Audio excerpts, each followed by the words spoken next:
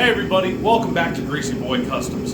Today we're going to talk about shocks. I'm going to teach you a cool little trick on how to make your shocks a little more appealing in a safe way with almost no extra cost.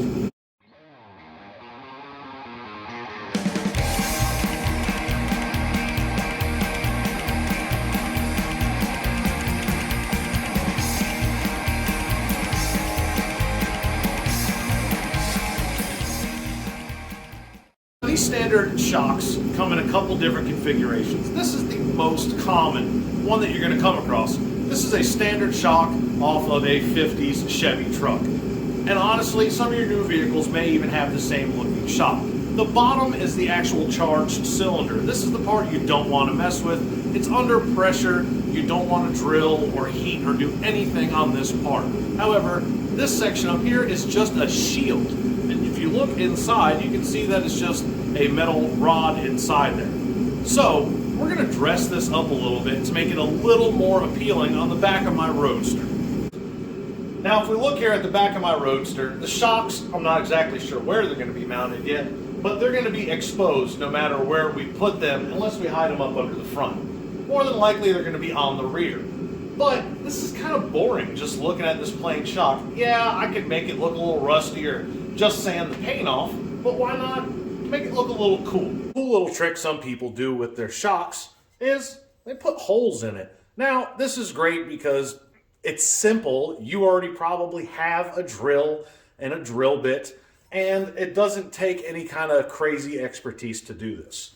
So this is just an example of a couple holes drilled in here. What's really cool is you can pick your pattern, your stagger, your size, how many holes, whatever the case is. So we're going to go ahead and make a line on here. First thing we got to do is we need to figure out, one, how we want our pattern to look. Do we want the holes straight up and down, or do you want them at an angle? For today's purpose, we're just going to do them straight up and down because it's pretty easy. There we go. Simple as that. The next thing you want to do is select your drill bit. Now, I prefer to use unibits because they work easy, but if you want to do it with a regular drill bit, you can as well. One thing to keep in mind before you drill your holes is pay attention to the depth. A lot of times I'll take a small drill bit and just drill a pilot hole and then stick something in there to measure the depth to the metal cylinder in there. That metal rod, if you nick it or cut it, you may cause problems for yourself in the future because it's traveling up and down inside a seal in here. That sharp edge or burr may damage the seal in there and then your shock's leaking. So do something to figure out the depth that you're drilling and then pay attention to your drill bit. One thing you can do if you're using a regular drill bit is you can measure the depth, then put a piece of tape across it so it's like a depth stop. You can stop it right at that line so you don't drill too far. We're going to go ahead and drill the holes in here real quick, and then we'll drill the rest of our holes and I'll show you what it looks like.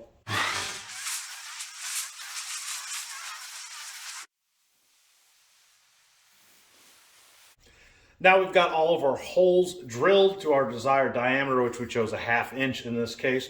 Got the metal shavings out. You do want to go back and just make sure you get the burrs off so you don't cut your hands. Again, these don't have to be perfectly straight and symmetrical. You can do a staggered offset or a moving pattern, or you can just drill holes randomly, make it look like a block of Swiss cheese. I like the uniform holes on it. So right now, it's looking pretty cool, but we're going to take it up, and what we're going to do is we're going to sand the paint down on this, and then we'll see how it looks in bare metal, and maybe we'll spray some colors over it and see how it turns out.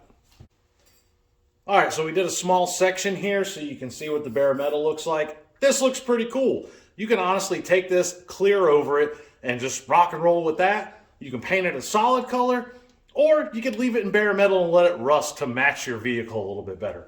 We're going to do a little bit of fake patina kind of thing on this to make it blend in a little bit better. We're actually going to leave some of the blue on here. We're going to spray some black and some green and maybe like a copper color on there, let it sit for a little bit, scuff it up, and I'll show you the final result. So again, here's what we started with, a plain blue shock. It'll look kind of hideous when you're coming up on the back of this car and you see this shock just kind of sticking up, being ugly. And then here is what we ended up with. Now we did a little bit of different colors of spray paint, not much drying time in between, and then lightly scuffed them with some fine grit sandpaper. You can also use a Scotch-Brite pad.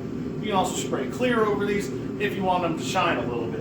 but this is going to blend in a lot better. It looks a lot better with the look of it. And as you can see, when it's compressed, it still looks pretty cool, nice looking. And I've only got about like $2 in materials in this. You don't have to have anything special. You don't have to have ever done this before. It's a really cool thing. Just remember, pay attention to the depth of your holes, pay attention to the diameter, and make sure you're drilling into the shield, not the actual gas cylinder. If you have any questions about what I did today, feel free to message me. Until next time, happy hot rodding.